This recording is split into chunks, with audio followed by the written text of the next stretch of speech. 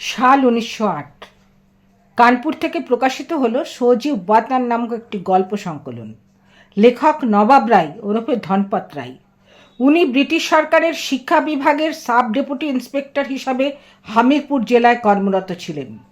বইটি প্রকাশিত হওয়ার পর এক চরম দেশাত্মবোধক সুর ছড়িয়ে পড়ে গোটা দেশ জুড়ে। হৃৎকম্প ধরে যায় ব্রিটিশ শাসকদের। সাল 1909 তৎকালীন জেলা ম্যাজিস্ট্রেট তলব করেন ধনপত রায়কে, কারণ ব্রিটিশ সরকার জেনে ফেলেছিল যে সজীব বাতানের লেখক নবাব রায় হলেন ধনপত রায়। ম্যাজিস্ট্রেট তাকে স্পষ্টভাবে জানিয়ে দেন যে তার গল্পগুলো প্রতিটি শব্দে লুকিয়ে আছে রাজদ্রোহ।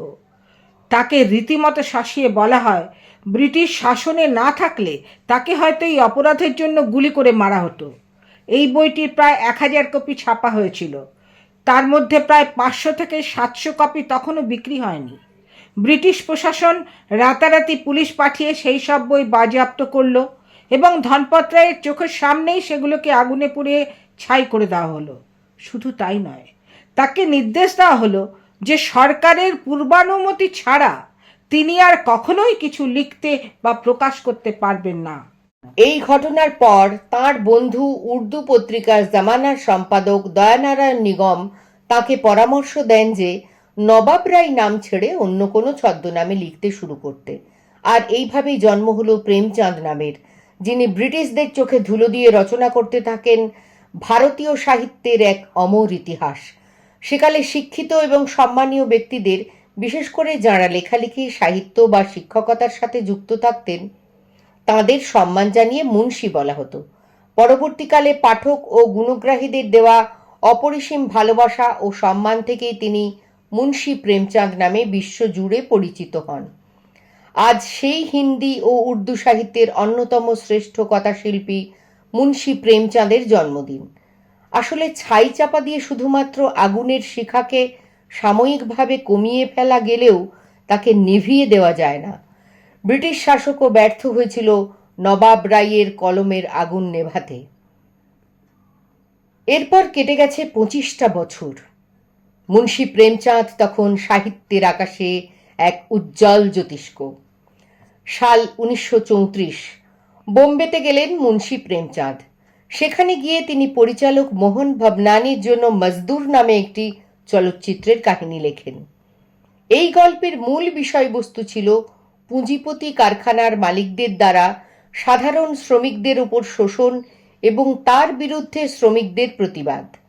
এই চলচ্চিত্রে প্রেমচাঁদ একটি ছোট্ট ক্যামিও চরিত্রে অভিনয়ও করেছিলেন। এটিই ছিল তাঁর জীবনের একমাত্র রূপলী পর্দায় উপস্থিতি। এই চলচ্চিত্রটির খবর যখন ছড়িয়ে পড়ে, তখন বোম্বে, লাহোর এবং অন্যান্য শিল্পাঞ্চলের মিল মালিকরা বিপদের আভাস পান। তাঁদের মনে হতে থাকে, প্রেমচাঁদের এই বাস্তবধর্মী সিনেমা যদি শ্রমিক শ্রেণী পর্যন্ত পৌঁছে যায়, তাহলে এর দ্বারা অনুপ্রাণিত হয়ে তারা হয়তো ধর্মঘট ও বিদ্রোহের পথে হাঁটবে। শুরু হলো মিল মালিকদের প্রবল চাপ। এর সঙ্গে যুক্ত হলো ব্রিটিশ সরকারের নির্দেশ। ফলস্বরূপ চলচ্চিত্রটিকে ব্যান করা হলো এবং সেন্সর বোর্ড সিনেমাটির প্রদর্শন আটকে দিল। এটি ছিল ভারতীয় চলচ্চিত্রের ইতিহাসে প্রথম ও অন্যতম সেন্সরশিপের ঘটনা। যদিও পরবর্তীকালে অনেক কাটছাট করে গরিব পরিবার নামে সিনেমাটি কিছু জায়গায় মুক্তি পেয়েছিল, কিন্তু ব্যবসায়িকভাবে ছবিটি মুখ থুবড়ে পড়ে এবং বম্বের গ্ল্যামার ও বাণিজ্যিক চলচ্চিত্র জগতের সাথে প্রেমচাঁদের তীব্র আদর্শগত সংঘাত শুরু হয়। প্রযোজক ও পরিচালকরা তার লেখা গভীর ও বাস্তবধর্মী গল্পে জোর করে সস্তা রোমান্স, চটুল গান এবং মেলোড্রামা ঢোকাতে চাইতেন। নিজের সৃষ্টির এমন অবমূল্যায়ন এবং শিল্পের সাথে আপোষ করা প্রেমচাঁদের পক্ষে অসম্ভব হয়ে দাঁড়ায়। তিনি বুঝতে পারেন, চলচ্চিত্র জগৎ আসলে লেখকদের সৃজনশীলতাকে সম্মান করে না। ব্যবসায় লাভ বুঝে নেওয়াই তাদের একমাত্র লক্ষ্য। রূপলী পর্দায় এই কঠোর সত্য উপলব্ধি করে চুক্তির মেয়াদ শেষ হওয়ার আগেই প্রচুর আর্থিক ক্ষতি স্বীকার করে 1935 সালের এপ্রিল মাসে তিনি বম্বে ছেড়ে নিজের শহর বারাণসীতে ফিরে আসেন। তিনি অনুভব করেছিলেন যে তার কলম সিনেমার জন্য নয়, বরং সাধারণ মানুষের বাস্তব জীবনের গল্প বলার জন্যই তৈরি হয়েছে। এরপর তিনি তার সর্বশ্রেষ্ঠ উপন্যাস গোদান রচনায় মনোনিবেশ করেন। অবধ সীমান্তবর্তী গ্রাম এবং নিকটবর্তী লক্ষ্ণৌ শহরের কৃষক, জমিদার, কারিন্দা, মহাজন ইত্যাদি নানা বর্গের মানুষকে নিয়ে গড়ে উঠেছে গোদানের কাহিনী। ঔপনিবেশিক এবং অর্ধ সামন্ততান্ত্রিক ভারতবর্ষে কৃষকরা কিভাবে শ্রমিকে পরিণত হচ্ছে তার অমূল্য দলিল এই উপন্যাস। নতুন আর পুরনো দুই মূল্যবোধের দ্বন্দ্বের ভেতর দিয়ে প্রেমচাঁদ এই উপন্যাসে প্রতিষ্ঠিত করতে চেয়েছেন চিরন্তন ভারতীয় সত্যকে। এই উপন্যাস চেনায় মানুষ গায় মনুষ্যত্বের জয়গান। গোদান এই কারণে বারবার পরবার, তার আবেদন চিরদিনের, চিরকালের।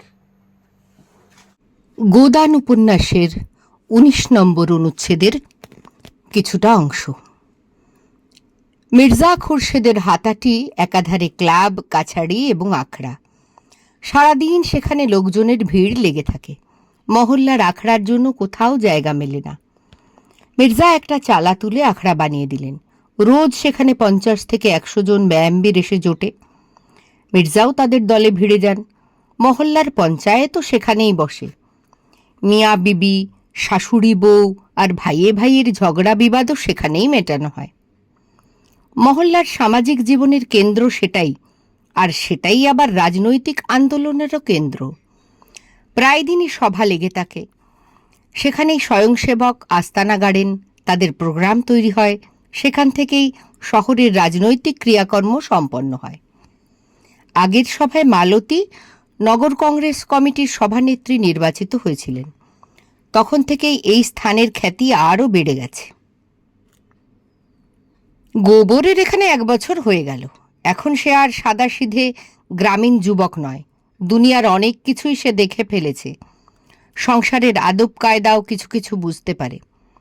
সে আজও মূলত দেহাতি, পয়সাকে দাঁতে কামড়ে ধরে স্বার্থ ছাড়া চলে না, আর পরিশ্রমে কখনো পরাণমুখ হয় না, না কোনো কাজে পিছপা হয়। কিন্তু শহরের হাওয়া তারও গায়ে লেগেছে। প্রথম মাসটা সে খালি মজুরি করলো আর খেয়ে না খেয়ে কিছু টাকাও জমিয়ে ফেললো। তারপর চাট, ঘুগনি আর দই বড়ার ডালা সাজিয়ে বসতে লাগলো। এদিকে লাভ বেশি, চাকরি ছেড়ে দিল। গরমের দিনে শরবত আর বরফের দোকানও খুলল। ব্যবসায় সৎ ছিল বলে তার পসার জমে উঠল। শীত পড়তে সে শরবতের দোকান তুলে দিল আর চা খাওয়াতে লাগলো। এখন তার দৈনিক আয় 2.5 টাকার কম নয়। সে ইংরেজি ফ্যাশনে চুল ছাঁটিয়েছে, মিহি ধুতি আর পামসু পরতে শুরু করেছে। একটা লাল গরম চাদর কিনে ফেলেছে, আর পান সিগারেটও ধরে ফেলেছে। সভায় সমাবেশে ঘোরাঘুরি করে তার কিছু কিছু রাজনৈতিক জ্ঞানের পাঠও ঘটে চলেছে। রাষ্ট্র ও শ্রেণীর অর্থ সে এখন বুঝতে পারে। সামাজিক প্রথায় অনড়তা আর লোকনিন্দা বিষয়ে ভয় এখন তার মধ্যে অনেক কম। পঞ্চায়েতের সভায় প্রতিদিনের উপস্থিতি তাকে নির্ভীক করে তুলেছে। যে ঘটনার কারণে সে তার বাড়ি থেকে পালিয়ে এখানে মুখ লুকিয়ে পড়ে আছে, সে ধরনের বরং তার চেয়ে আরও নিন্দাজনক ঘটনা এখানে নিত্য ঘটে থাকে। কেউ পালায় না, তাহলে সেই বা কেন এত ভয় পাবে আর মুখ লুকিয়ে পালাবে? এতদিন সে বাড়িতে একটা পয়সা পাঠায়নি। সে মা বাবাকে টাকা পয়সার ব্যাপারে তেমন চতুর মনে করত না। তারা তো হাতে টাকা পেলেই আকাশে উঠতে শুরু করবেন।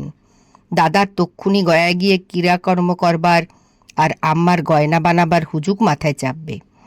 এইসব অর্থহীন কাজের জন্য তার কাছে টাকা নেই। এখন সে ছোটোখাটো এক মহাজন। প্রতিবেশী এক্কাওয়ালা, গাড়োয়ান আর থোপাদের সে সুদে টাকা ধার দেয়। এই 10-11 মাসেই সে তার মেহনত, সংগ্রাম আর পুরুষার্থের জোরে নিজের একটা জায়গা তৈরি করে নিয়েছে এবং বুনিয়াকে এখানে এনে রাখবার কথা ভাবতে শুরু করেছে।